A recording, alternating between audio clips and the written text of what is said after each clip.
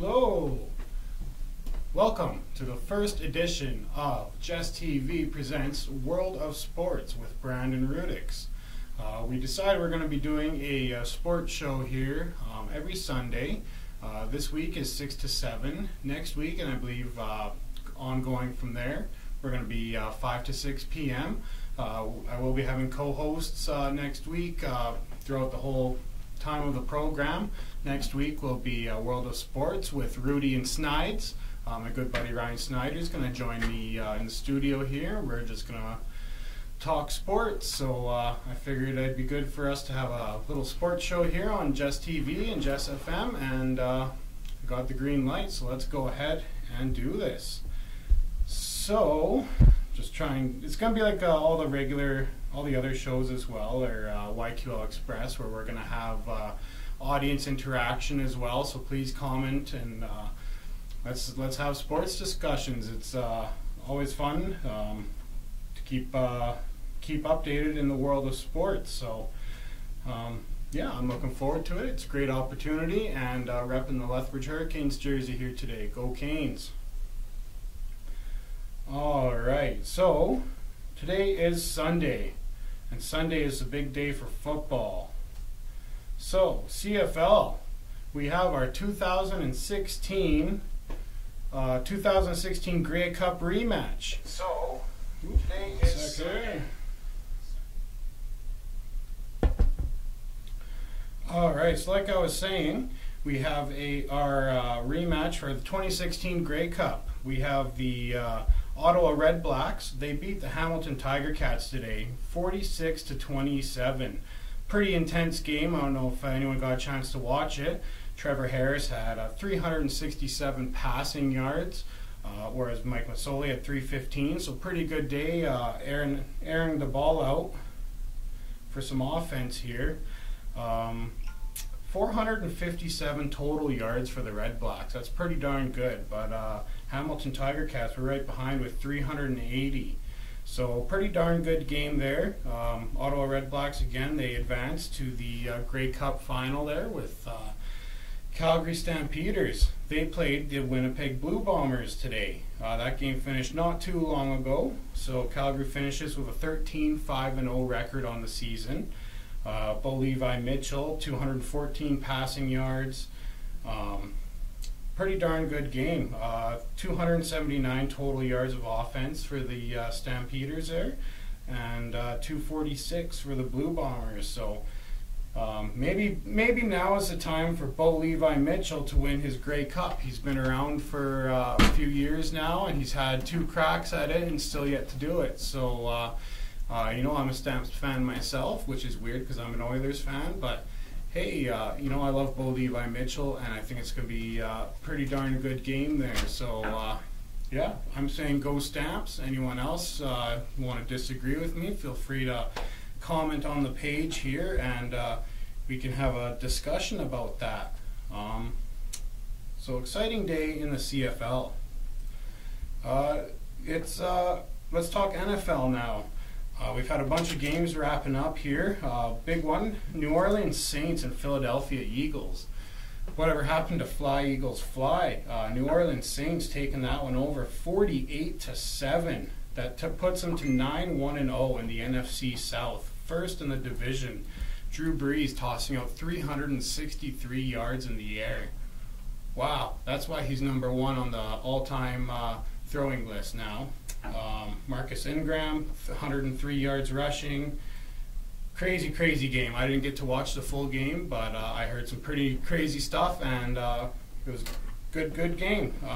546 total yards for the New Orleans Saints. That's unbelievable in today's NFL. 546, 196 for the Fly Eagles Fly. They're out of Philadelphia. Our next game featured the Denver Broncos at Los Angeles Chargers. Now, this one was a nail-biter. Broncos ended up winning this one 23 to 22. Wow, how close can you get in a game, really, right? 400 yards passing for Phillip Rivers, 205 yards for Case Keenum and the Broncos. We have total yards is 479 for the Chargers. Lots of yards today in the NFL. Lots of big games. Lots of total yards and lots of scores being made. So awesome! A very exciting game. A very exciting day for NFL football today. I'm a Broncos fan, so I'm happy we edged out on that one. Another close game. Oakland Raiders took on the Arizona Cardinals. Oakland was 1-8-0. And Arizona was 2-7-0. Oakland edged them out 23-21. Again, another close game there. David Johnson for the Cardinals, 137 yards rushing. Now, I don't know if you remember last year, our fantasy football owners out there, he was clear #1 overall pick in the fantasy football last year. First game of the year, he gets injured, so this time around I didn't take him, and I might be regretting it now. So David Johnson, 137 yards rushing. We have total yards for the Oakland Raiders, 325, and 282 for the Arizona Cardinals. So once again, the Raiders win this one, 23-21 against the Arizona Cardinals. Our next game. These are always a gooder. Steelers, Jaguars. Wow. Steelers pulled ahead of this one. They won 20-16 with Ben Roethlisberger tossing out 314 yards in the air.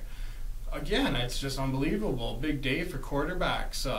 300 yards, pretty much every game I've told you about. So huge day for that. Total yards is 323, so only 25 rushing yards. Are the Steelers missing Le'Veon Bell? Anyone want to weigh in on that? He didn't sign, so he's done for the season. He missed his $14-point-some million paycheck. Where is he going to end up? What's going to happen to Le'Veon Bell? It's a huge thing. Fantasy owners, did anyone select Le'Veon Bell in their fantasy draft? Because I know I stayed away from that one, and I'm glad I did. I took Saquon Barkley instead with the Giants. And we'll get to his day in just a minute because he had a great day as well. So once again, Steelers pull out ahead 20-16 against the Jags. All right, so next we have the Houston Texans against the Washington Redskins. Again, another close game. Texans come out ahead 23-21 at FedEx Field. Deshaun Watson, who is my quarterback in my fantasy football, 208 passing yards through the air. LeVar Miller, 86 rushing yards. We have a total yards of 320 for the Houston Texans and 278 for the Washington Redskins. So again, another close game. Washington Redskins, we heard Alex Smith is out and injured. He tore fibula, I believe, something like that. So they're actually having tryouts now, the Washington Redskins, on Monday. I hear, just these old football names that are going to be going and trying out to be the backup quarterback there. Can't remember the names off the top of my head. Mark Sanchez is going. Pretty much anyone but Colin Kaepernick for some reason, right? So, yeah. Good game there for the Houston Texans. Again, they edged that one out 23-21. All right, another game. Good one for my fantasy football pool. The Giants and the Bucks. Both teams have a pretty poor record. Giants won this one 38-35. Eli Manning, 231 yards through the air. Is he a Hall of Famer? Does anyone want to weigh in on this? Lots of people are saying no. Lots of people are saying yes. I myself, Eli Manning, Hall of Famer. Absolutely. You can't... He's been with the Giants forever, and he's won Super Bowls there. He deserves to be in the Hall of Fame. So if anyone else wants to weigh in on if Eli Manning is a Hall of Famer, please feel free to comment. Saquon Barkley, 142 yards rushing with, 2 or 3 touchdowns this guy had. He had gave me about 35 points in my fantasy football, so pretty psyched about that. Yeah, big game in in MetLife Stadium there. So again, New York Giants pull ahead 38-35 against the Tampa Bay Bucks. Indianapolis Colts against the Tennessee Titans at Lucas Oil Stadium. We have Blaine Gabbert, 118 yards passing. Andrew Luck, 297. Hopefully Andrew Luck can pull a horseshoe out of his butt, because he's a great quarterback. And the amount of money he's getting paid, he should absolutely be leading this team, and they should be in playoff contention every year as far as I'm concerned with him. So they won today. The score was 38-10. That puts them at an overall 500 record of 5-5-0. Yeah, go Colts, man. I like to see them do good. Andrew Luck is their guy. He's always injured, but I think he can get going again. So let's see Andrew Luck get some more games in, and let's see them get into the playoffs, because it's always exciting to see the Colts in the playoffs. So. Lions, Panthers, another very close game. Ford Field. We had the Lions pulling ahead of the Panthers 20-19. Another 1-point game in the NFL today. It just seems like it's going to be a full moon or something. What a crazy day in the NFL. Such close games, such high offense from lots of different teams. It was a huge day for NFL football, that's for darn sure. Cam Newton putting out 357 yards through the air. Wow, like who had him in their fantasy football? Because man, that's a lot of points for sure. Drew Stafford right behind, 220 for Drew Stafford. Christian McCaffrey, 53 yards rushing. It was. I didn't get to watch this game as well, but man, lots of offense, lots and lots of offense. The total yards, Carolina Panthers 387 yards. 309 for the Detroit Lions, who did win. They pulled ahead 20-19. So congratulations, Lions. You guys pulled out this one. That puts them to 4-6-0 in the NFC North. That's good for fourth place. They need to get going if they want to make the playoffs. Detroit Lions have been out for a while, and this could be their time if they pull together as a team and get their poop in a group. They're going to make a good playoff team. So they won again, 20-19. All right. Baltimore, Cincinnati at M&T Bank Stadium. This game featured Andy Dalton throwing out 211 yards through the air. And get this, their quarterback for Cincinnati was also their leading rusher at 29 yards. So, and again, Andy Dalton, 210 yards through the air and 29 yards rushing. He is their leading rusher for today. So, again, it's a full moon for football. You don't see that very often. Total yards is 403 for the Baltimore Ravens, whereas Bengals had 255. So the Baltimore Ravens pull ahead by 3 points. They win the game 24-21. That pulls them to a even 500 record at 5-5-0 in the AFC North. That's good enough for second place. So they pulled ahead of Cincinnati there. I believe that is in a playoff spot. So any Baltimore fans, rejoice. You guys had a good game today. All right. Everyone's favorite, the Dallas Cowboys. How did Zeke do? Mercedes-Benz Stadium. Dak Prescott throwing for 208 yards. Ezekiel Elliott running on the ground for 122. Hey, here's a good stat. Ezekiel Elliott leading the Dallas Cowboys in receiving yards today. That's right, a running back leading his team in receiving yards at 79. Wow, like what? It's just mind-blowing, the days we had today in football. Like, just absolutely mind-blowing. Total yards is 323 for your Dallas Cowboys and 354 for the Atlanta Falcons. The Cowboys did win this game 22-19, again pulling ahead for a 500 record at 5-5-0 in the NFC East. That's good for second place. That's good for a playoff spot. Let's see them Cowboys get in. Let's see what Prescott and Zeke Elliott, let's see what these guys, these youngsters can do in the playoffs. I know there's tons and tons of Cowboys fans around, and I'm sure they're excited to see what's going to be happening. So good job, Cowboys, today. So that's it for right now for football. We have two other games starting, or one other game starting tonight. We got the Minnesota Vikings and the Chicago Bears. Bears are sitting first in the NFC North, whereas the Vikings are second. So the Vikings can almost pull to an even record with the Bears here. They're sitting at 5-3-1, and the Bears are at 6-3-0. So Minnesota wins. That might put them above the Bears there. Trubisky, of course, starting quarterback for Chicago Bears. He has 2,304 passing yards this year. He's been a Cinderella story, Trubisky, and I kind of regret not taking him in my football pool. So quite exciting for him. Kirk Cousins, 2,685 passing yards on the year. You like that? Kirk Cousins, baby. Once again, that game will start anytime, actually. I think they're just about ready for kickoff here. So there's that one. We have our Thursday night football now. That one featured the Seattle Seahawks and the Green Bay Packers. Again, that was Thursday night there at CenturyLink Field in Seattle.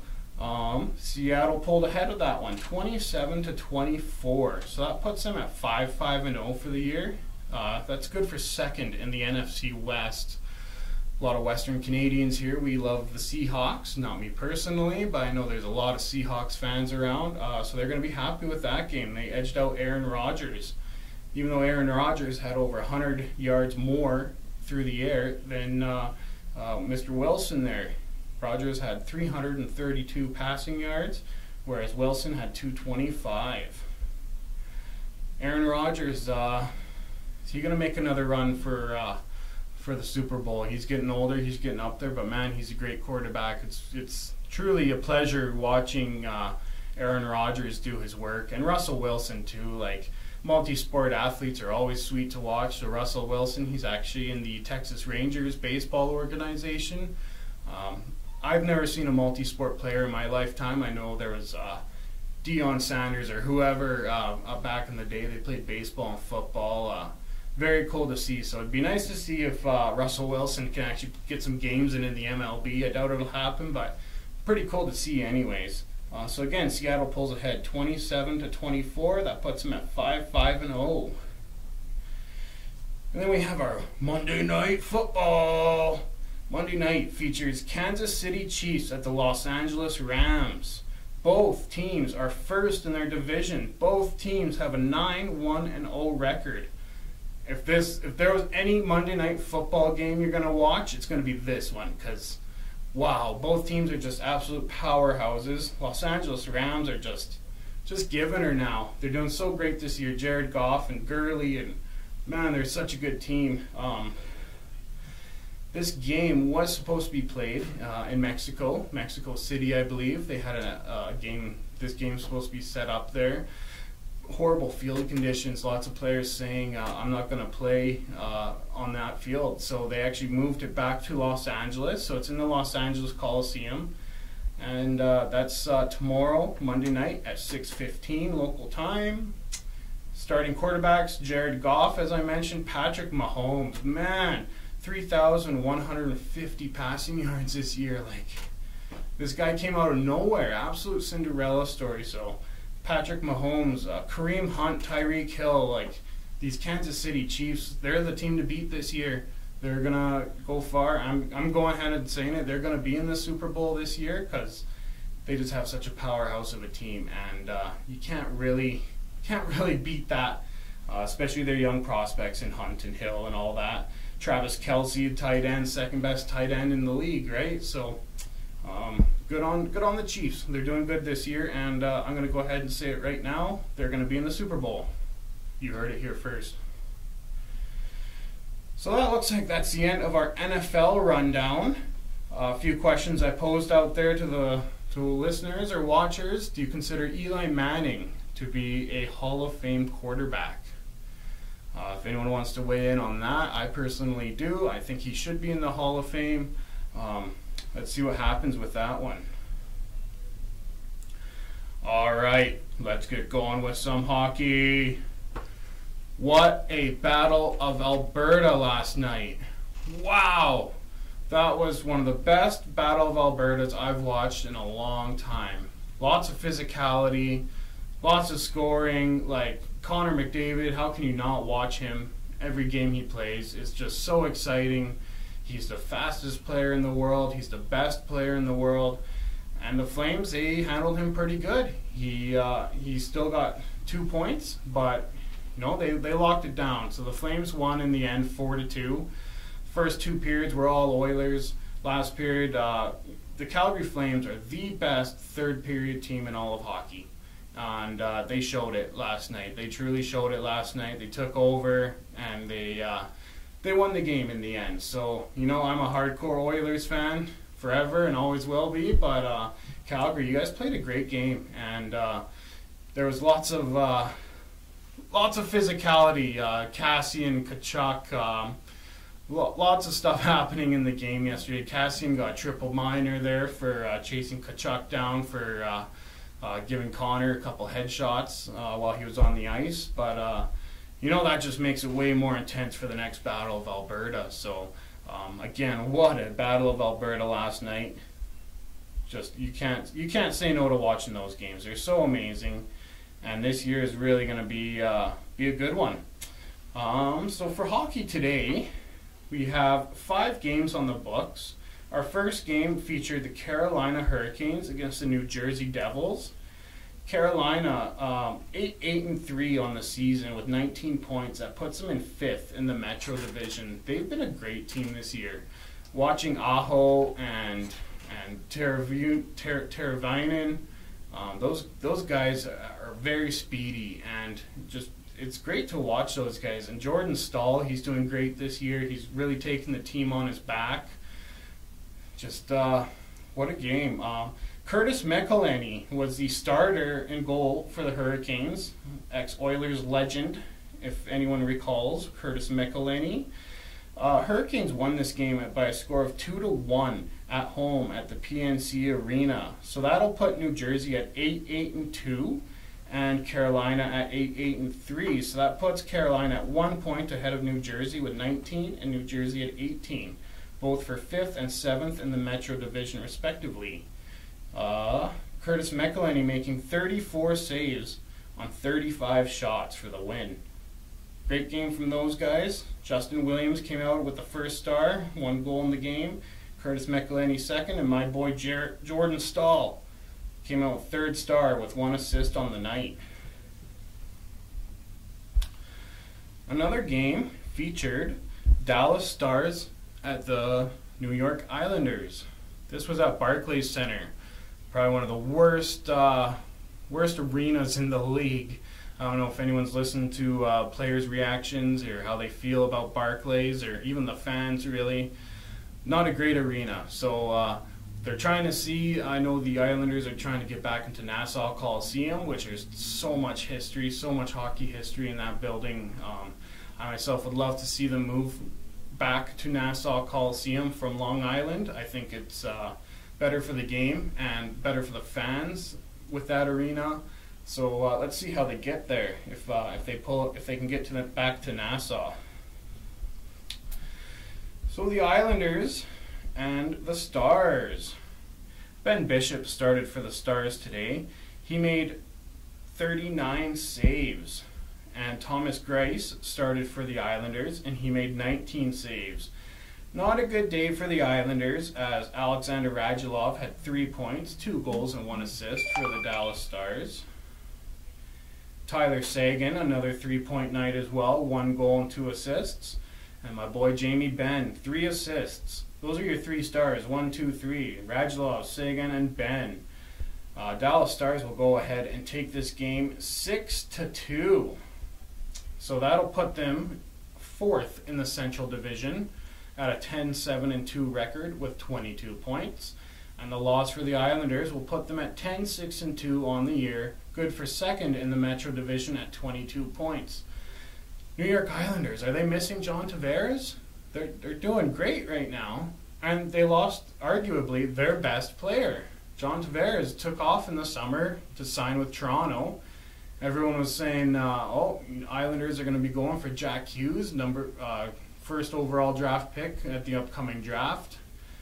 They're doing great. They're not really in that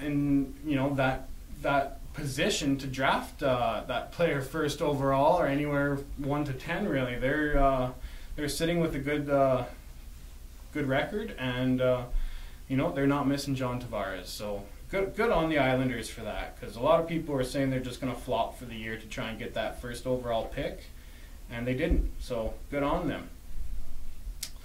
We have 3 games that are in the works right now. We have my Edmonton Oilers against the Vegas Golden Knights up in Edmonton.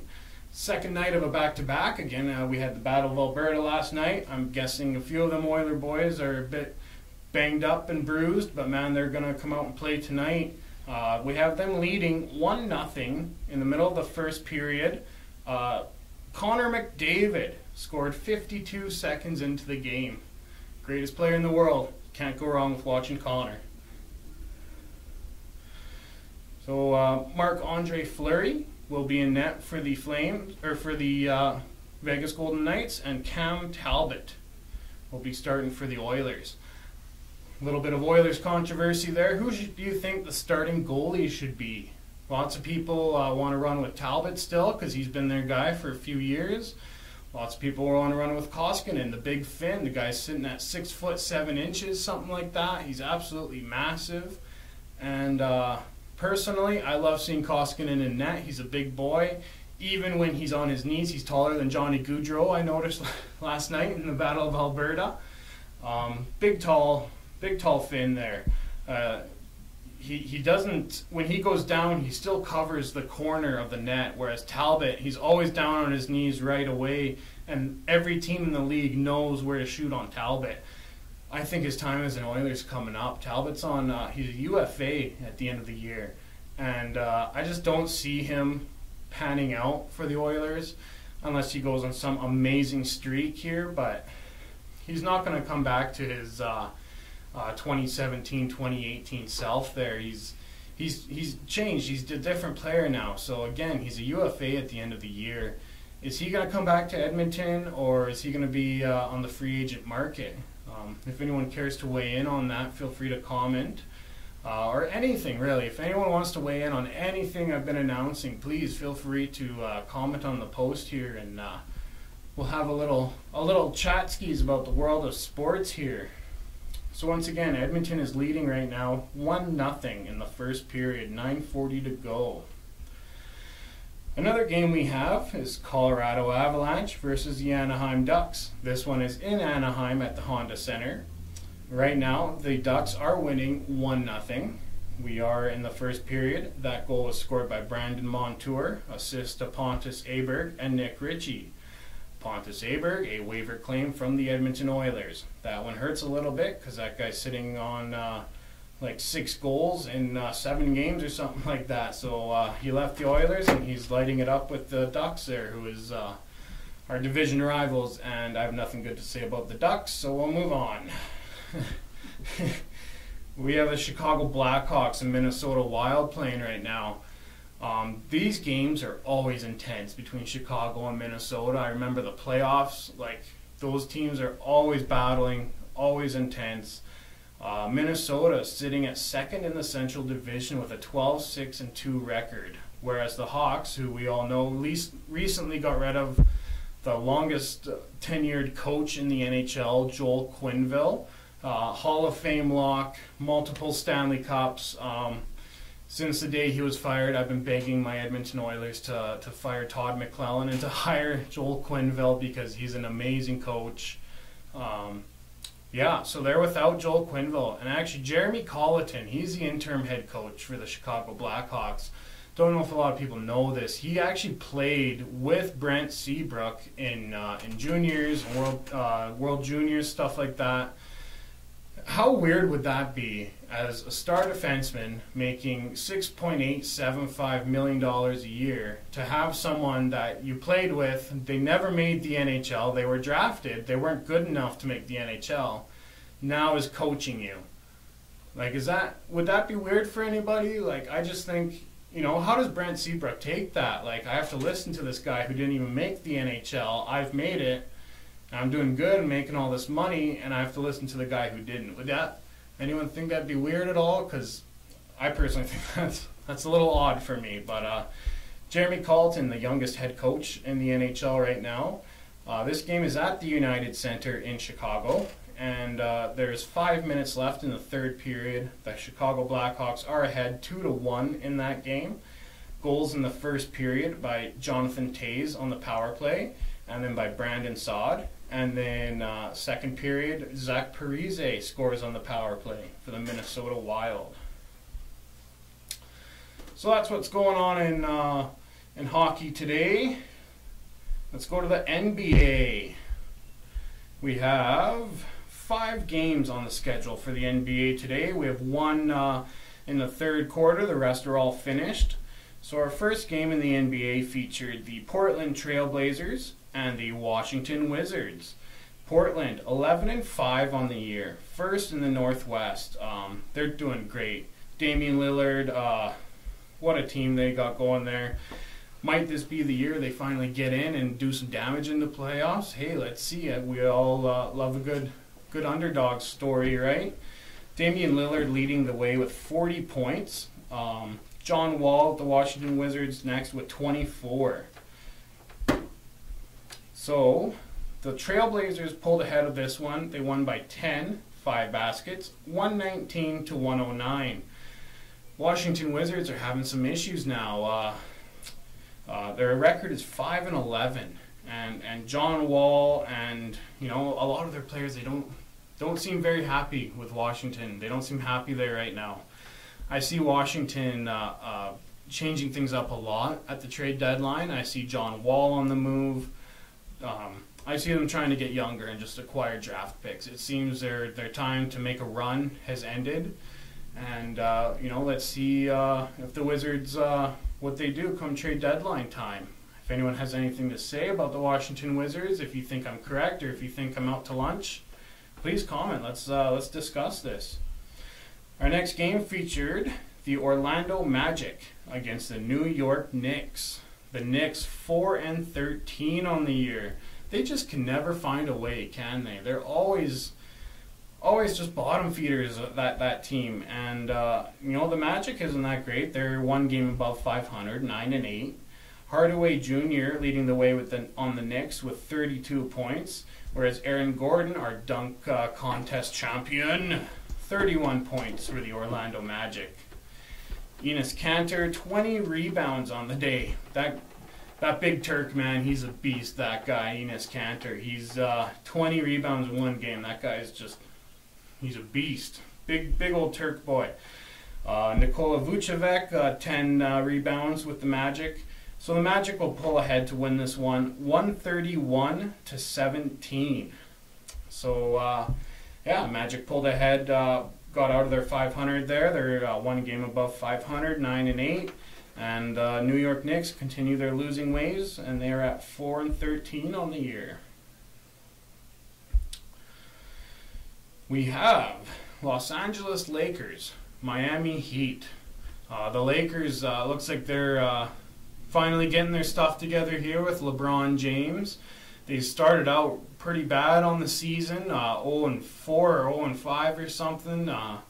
They just weren't clicking, the Lakers, and that's unusual, right? So I feel like Magic Johnson went into the locker room there and maybe had a good chat with them and LeBron there to get things going here. Hey, there was a actual rumor out there that if the Lakers lost enough games to start the year, that Kobe Bryant might come out of retirement to play with LeBron and help out the Lakers. I don't know if that was just a rumor, or if that was an actual thing that was going to happen, but how cool would that have been, right? Have Kobe Bryant come out of retirement and to play with LeBron James and Chandler and Lonzo Ball, would have been very cool to see, but that hasn't happened yet. So, Kobe, if you're watching this, I know you are, we're still waiting on you to come out of retirement and play with LeBron, because, man, that'd be cool to see. LeBron led the way, of course. What's new there, right? 51 points for him. he doesn't show any sign of slowing down. He's fourth. He's chasing Michael Jordan right now for the NBA all-time lead in points. He just passed Wilt Chamberlain, I believe it was. Number one on that list is Kareem Abdul-Jabbar, of course. 5 out of 7 people on that list are Los Angeles Lakers players. So Los Angeles Lakers kind of taking the cake there with all-time players. Wilson Chandler had 10 rebounds. Bam Adebayo for the Miami Heat, he had 8 rebounds. My boy Lonzo Ball, 7 assists on the night. We had a 44.7% field goal percentage for the Lakers. So with that, they pulled ahead of the Miami Heat, 113-97. That puts them at 9-7 on the year, good for 3rd in the Pacific. So from their bad start, they've overcome. They've came together as a team, always riding LeBron's coattails, and they're doing good now. So let's see where these Lakers go. And that was played at American Airlines Arena. Alrighty, Memphis versus Minnesota. We all know, well, some of us probably know the drama surrounding the Minnesota Timberwolves. Jimmy Butler was wanting out of there, so after him wanting a trade, after a few weeks, they finally moved him. So they've moved on from Jimmy Butler now. Derrick Rose, what a comeback story. He dropped 60 points in a game a week or 2 weeks ago. Like, everyone thought this guy was done, right? He has knee issues forever and missing so much time from Chicago. And then he comes over to Minnesota, where Tom Thibodeau is the coach, his old coach in Chicago. And Derrick Rose just has a comeback of a season this year. He's putting up 60 points in one game and just, really taking those young guys under his wing. Andrew Wiggins and Karl Anthony Towns, like, those guys are the cornerstone of the next NBA, the next NBA uprising, really, these young players. And Derrick Rose is really just taking these guys under his wing, and he's having a great comeback season. So Derrick Rose, it's awesome to see, man. He led the Timberwolves with 18 points. Karl Anthony Towns with 20 rebounds. And our boy Andrew Wiggins, good old Canadian pride here, 4 assists he had. He led the Timberwolves in that stat category. The Grizzlies did pull ahead with this game, though, 100-87. The Grizzlies 10-5 on the year. That puts them at first in the Southwest Division. They're going to be a good playoff team, and it's exciting to see how far they're going to get. This was at the Target Center in Minnesota as well.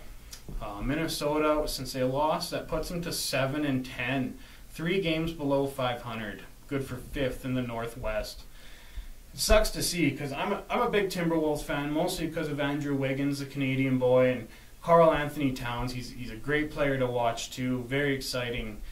And it's just, what the heck is it going to take for this team to make the playoffs, to make a push for it? It's like, yeah, we got Jimmy Butler, we have a chance now, and then he wants out after 1 year or 2 years, and it's like, it's 1 step forward, 2 steps back, it seems, with the Minnesota Timberwolves. And it's tough to see, because Andrew Wiggins being a first overall pick as a Canadian is huge for Canada. And maybe it's a good thing. Maybe it's a good thing they're not doing that great, because maybe Toronto Raptors can pry him out of there. With Kawhi Leonard being a free agent at the end of the year, why not explore it? Why not explore trading his rights for Andrew Wiggins, bringing the Toronto boy back home to play for his hometown team? Thousands upon thousands of Canadians want to see Andrew Wiggins back in Toronto. So, maybe it's a good thing Minnesota's not doing good, because maybe now we can finally pry Andrew Wiggins away from that cesspool that is Minnesota. So once again, Memphis wins 100-87. And our last NBA game of the day, San Antonio Spurs versus the Golden State Warriors. San Antonio, our boy DeMar DeRozan What a huge trade that was this summer. I took it exceptionally tough because DeMar was the Toronto Raptors leading everything, pretty much. Everything in points, rebounds, assists. He was the all-time leader in so many stat categories. He should have retired a Raptor, Hall of Fame as a Raptor. And that trade was really tough for me to take personally, but Kawhi Leonard is a special player. And if he re-signs in Toronto, that'd be huge. It'd be kind of all right. Danny Green was actually a pretty good pickup in that trade as well. San Antonio, I'm kind of pulling for them just because DeMar DeRozan, I miss that guy a lot, and he has a lot of heart, and he's a great player, and I'm sure a lot of people in Toronto miss him. So San Antonio, LaMarcus Aldridge had 20 points. Again, there's a minute and 30 seconds left in the third quarter here, so this is not final stats. Kevin Durant leading the way with Golden State at 20 points. Lots of drama going on there between Draymond Green and Kevin Durant. Durant free agent at the end of the year. What's going to happen to him? Is he going to re-sign in Golden State? I don't see it at all because of the fight with Draymond, and they just have enough star power that he went there, he got his title. What's he going to do next? So if anyone has any ideas what they think is going to happen to Kevin Durant, please post it here. Let's see what everyone thinks is going to happen to Kevin Durant. Are the Raptors going to go for him if they lose out on Kawhi? That'd be pretty cool to see Durant in a Raptors jersey, that's for darn sure. So that game is 78-66 in favor of the San Antonio Spurs. Again, there's a minute or so left in the game in the third quarter. Golden State is sitting at 12-5 on the year, first in the Pacific, whereas the Spurs are 7-7, 500 on the year, sitting at fourth in the Southwest. Golden State's had their time and stuff. I think it's time to stop making these super teams, and I'd like to see San Antonio win this game myself. So that pretty much sums up the day. There's no baseball going on today. We heard of the trade, Blue Jays trade Aledmys Diaz to the Astros for Trent Thornton, an up-and-coming 25-year-old pitcher. Let's see what he does. We need more pitching arms in the Toronto Blue Jays organization. I hope they go and make a big splash in free agency. The Blue Jays, Tulowitzki contract is going to be holding them back. Let's see what they do there. Again, of course, Donaldson's gone. That was a tough one as well. I was a big Donaldson fan. Blue Jays, like Red Sox, are so good, and the Yankees are so good, and the Devil Rays are getting so good. It's such a hard division that the Toronto Blue Jays are in. It's almost impossible to get into the playoffs with the teams that we have to fight against all the time. And we had 2 playoff runs there. It came close, but man, I'd love to see that again. I'd love to see the Toronto Blue Jays back in the playoffs and fighting for the World Series, because we can. And, to bring the World Series back to Canada would be absolutely fantastic. So, always pulling for the Toronto Blue Jays. Hopefully they make some big jumps in free agency. Some pitchers. It might be an unpopular opinion here, but move on from Aaron Sanchez. That guy gets a blister every 2 weeks, and he's out for weeks because of a blister on his fingers, man. We need some solidified pitching. Trade Sanchez for whatever we can. Go after some big-name free agents, Keuchel, whoever we can pretty much land in Toronto. And I think we would have a fighting chance. And, if Jose Bautista is still around and he wants $1 million a year, bring him back. Come on. You don't let the guy leave at the way he did, because, again, he's an all-time Toronto Blue Jay. He's one of the biggest Toronto Blue Jays names out there. And for him to leave the way he did and only making $1 million a year and to not play for the Jays, it's disgusting. It's horrible. Blue Jays... Ross Atkins, I know you're watching too. Bring back Jose. Come on, $900,000 a year. Bring him back. We need him. He was huge. So please bring him back. Let's look at some WHL, right? I'm repping the Lethbridge Hurricanes jersey. Let's see what the WHL is at today. Moose Jaw Warriors played the Kootenay Ice. I don't know if a lot of you have heard what's going on with the Kootenay Ice, but there is a chance they might be leaving Cranbrook. They were looking at possibly moving to Saskatoon or something like that, Winnipeg. Somewhere in there, there's talks about the Kootenay Ice leaving the Kootenay areas. So we'll follow that up, see if we get any info on that for our next week's show. But they're sitting at 7-13-3. Not a great record for the Kootenay Ice. And they were playing the Moose Jaw Warriors, who played the Lethbridge Hurricanes last night. Moose Jaw took this game. They won this game 9-1. And that was in Cranbrook, so not a great display for their hometown fans, the Kootenay Ice, but huge game for the Moose Jaw Warriors. Ryan Peckford, looks like he got 4 goals on the night. Jet Wu, Vancouver Canucks draft pick, he had 1 assist. Yeah, Ryan Peckford had, it looks like 5 points on the night, so holy cow, good for him.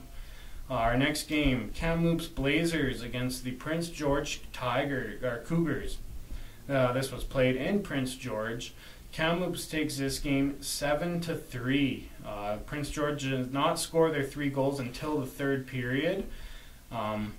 They tried to make a comeback, but it didn't get that far. Former Lethbridge Hurricane Zane Franklin, he's 4 assists on the night and 1 goal. So another 5-point night from a player in the WHL, a former Lethbridge Hurricane. Zane Franklin, good for him. It's nice to see former Hurricanes doing well. Kamloops took this game 7-3. That'll put Kamloops at a 7-9-1 record, and that'll put Prince George at a 9-9-1 record for 3rd in the BC division, and Kamloops is 5th in the BC division. Spokane Chiefs and Everett Silvertips. This is played in Everett at the Angel of the Winds Arena. We are in the 3rd period right now. Our first period consisted of 3 goals.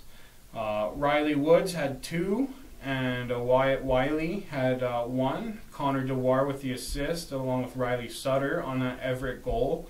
We're sitting at a score of 2-2 right now, and I think they're just about to start the 3rd period there. So, big game in the WHL there for the U.S. division. Everett is 1st at a 16-7-0 record, and Spokane is 3rd with an 11-8-1 record. This U.S. division is always been a powerhouse in the WHL. They've always had NHL draft picks that are staying until they're 20 years old. They're always such a powerhouse to watch, and it's actually quite exciting to watch these American WHL teams as well. I always say if you have a chance to get to the local Lethbridge Hurricane games to watch these U.S. division teams, go check it out, because they play the game a bit differently, and they always have good records. So yeah, good on those teams there. Ty Smith has an assist. He's a NHL draft pick as well. Then we have Victoria Royals at Vancouver Giants. BC division, Vancouver, man, they're doing good. 14-5-2. They're 1st in their division. 30 points. Victoria Royals right behind them, 11-6-0, 22 points. So about a 4-game lead or so there for the Vancouver Giants. This was played at the Langley Event Center in Langley, BC. All our goals are in the 1st period. We have 2 goals for Victoria and 1 for the Vancouver Giants. And let's see how that goes. The 3rd period is just underway at the Langley Events Center there. So let's see what happens at the end of the game. We'll maybe update you next week with that. So that's pretty much where we're at here. I'm just going to update you. Edmonton Oilers and Vegas Golden Knights Edmonton is ahead 2-1. We are at the first intermission now. William Karlsson scored for the Golden Knights at 12:57, and Alex Chason, power play goal. Alex Chason, what a underdog player. This guy came to Edmonton on a PTO, on a professional tryout, signed for the league minimum, and now he's second or third in the team in goals with 8 goals. It's awesome to see, and Edmonton really needs that. We need our scoring wingers. We need our depth scoring. It's great to see a player like that, Alex Chason, putting up goals and points and really working hard towards his next contract. That's what we need to see, is players working hard for their contract, and once they get it, to keep working that hard, not to, once they get their contract, to just take it easy type thing. It's great to see a lot of fight in Alex Chason this year. That power play goal was assisted by Leon Draisaitl and Ryan Nugent-Hopkins. So, Leon Draisaitl playing on the line with Connor McDavid now, and Ryan Nugent-Hopkins centering the second line. That's how it always should have been. I don't know why Todd McClellan put Leon Draisaitl as the second line and Ryan Nugent-Hopkins as a left winger. Absolutely asinine in my opinion. Connor and Leon together are just absolute dynamite. It's like watching Gretzky and Curry again. Those guys need to stay together and leave them together. Find a good left winger for them, a right-hand shot preferably. What's with this power play, man? Edmonton's first power play unit, 5 left-hand shots. Like, I'm not a coach. I don't coach hockey. It's my dream. I'd love to. But I at least know that you need to have a right-handed shot on a power play. And 5 left-handed guys on a power play is crazy to me. Like, why they don't have a right-handed shot on that power play is just crazy. So I hope to see that. I actually hope to see McClellan fired and Joel Quenneville replacing him, but we'll see if Daryl Katz has the money for that. Anyways, that looks like that's our week here in the world of sports. Like I said, I'll be coming to you next week with a co-host, Ryan Snyder. It's going to be Just TV World of Sports with Snides and Rudy. He's a big fellow hockey fan and just sports fan in general. So I'm very excited to have him on next week.